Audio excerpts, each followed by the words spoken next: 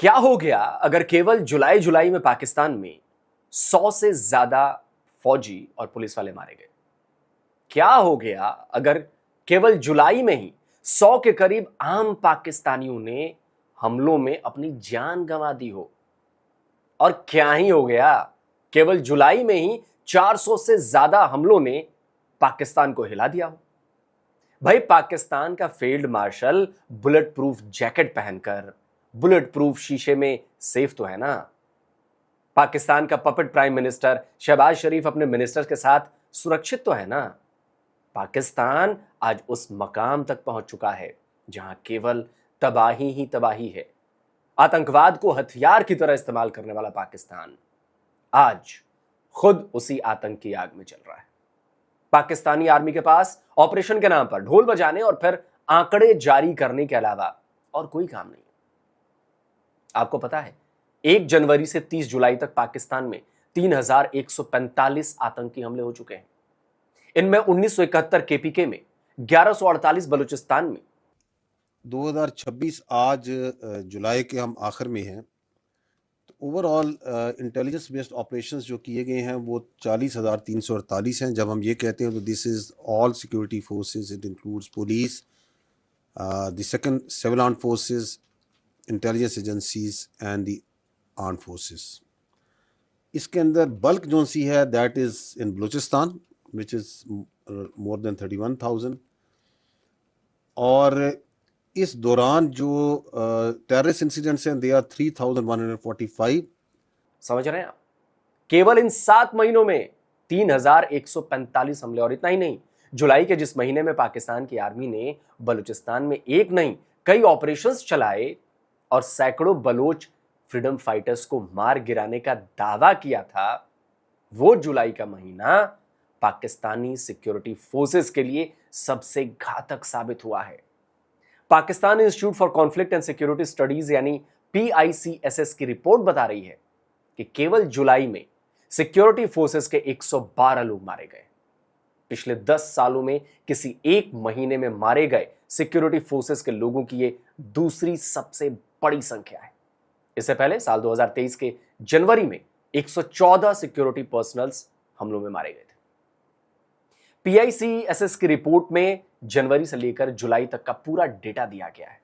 इसके मुताबिक जनवरी में 46, फरवरी में 80, मार्च में 59, अप्रैल में 28, मई में 68, जून में 26 और जुलाई में 112 पाकिस्तानी सुरक्षा कर्मियों की जान गई।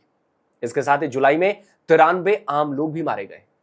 लेकिन पाकिस्तानी फौज का जोर केवल मारे गए आतंकवादियों और बलूच फाइटर्स के नंबर पर है जो 401 है। पाकिस्तानी फौज इसे ही अपनी बहुत बड़ी कामयाबी मान रही है।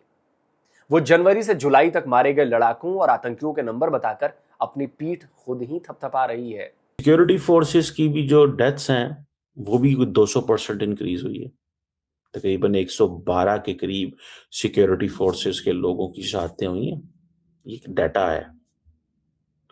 मिलिटेंट्स की जो दहशतगर्दों की बड़ी तादाद में 400 तो वो ही मार दी हैं।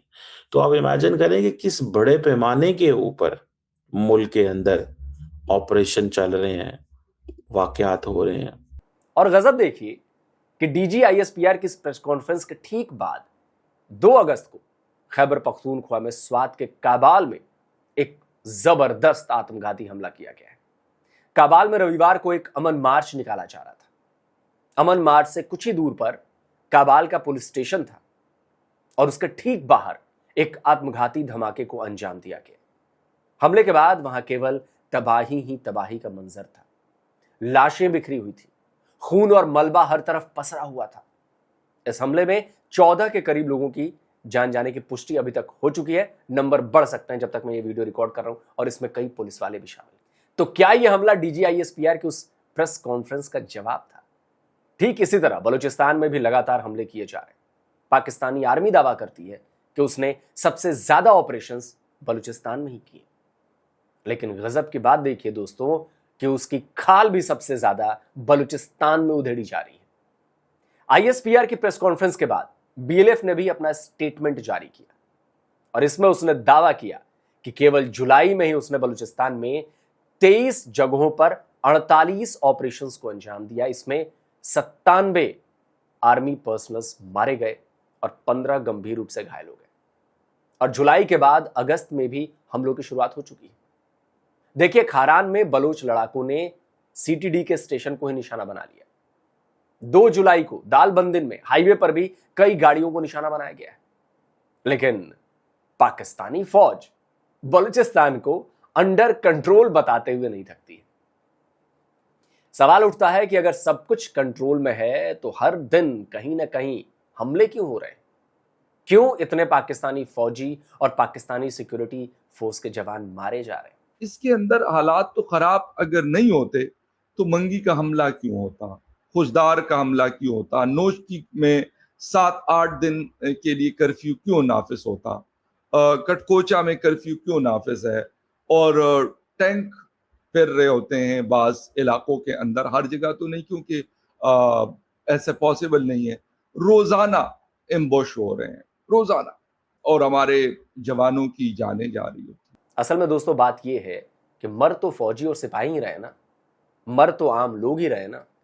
उनकी मौत से पाकिस्तान के आर्मी चीफ को कोई फर्क पड़ने वाला है क्या? और पड़ता है तो क्या कभी नेताओं की तरह कोई स्पीच दे दी जाती है, तो कभी प्रेस कॉन्फ्रेंस कर आर्मी ऑपरेशंस का ढोल पीटा जाता है। असल में पाकिस्तानी नेताओं को अपनी कुर्सी बचानी रहती है और पाकिस्तानी जनरल्स को पाकिस्तान पर हुकूमत करनी रहती है। बाकी तो चलता रहता है। बहुत होगा तो भारत और अफगानिस्तान तो हैं ही जिन पर ठीकरा फोड़ दिया जाए, लेकिन उनकी अय्याशियां कम नहीं होनी चाहिए, उनकी जेब में आने वाले पैसे कम नहीं होने चाहिए। दोस्तों, आप क्या कहते हैं? कमेंट करिए, अपनी राय दीजिए। जल्दी मिलता हूं एक और नए वीडियो के साथ। नमस्कार, जय हिंद।